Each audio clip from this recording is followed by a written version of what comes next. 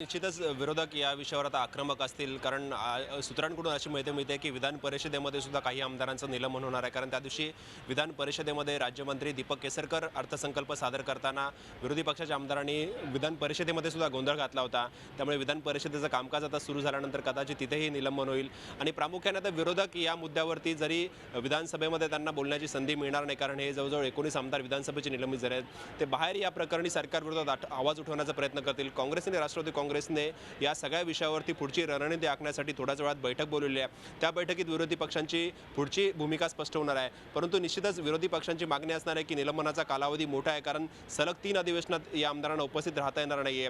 विरोधकांकडून जो सत्ताधाऱ्यांकडून जो दाखला दिला जातोय, गिरीश बापटांनी जे निलंबनाचा जो ठराव मांडला, त्या ठराव मांडताना त्यांनी दाखला दिला की 2011-12 जेव्हा अर्थमंत्री अजित पवार होते तेव्हा त्यांनी अशा प्रकारे बजेट मांडताना शिवसेना भाजपचे जे आमदार गोंधळ घालत होते त्यांच्या विरोधात त्यावेळच्या सरकारने निलंबनाची कारवाई केली होती। हा दाखला सत्ताधारी पक्षांकडून दिला जातोय आणि इतिहासाची पुनरावृत्ती झाली आहे असा दावा जो आहे तो सत्ताधारी करतात।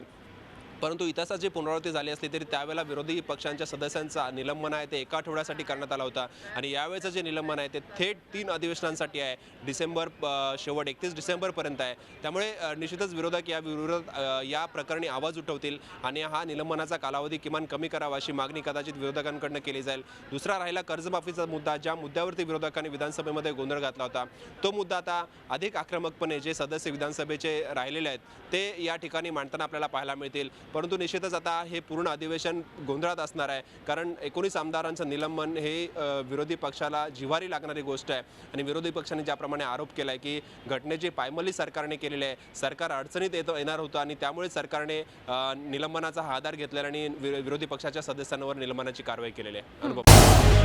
झी 24 तास रहा एक पाऊल पुढे।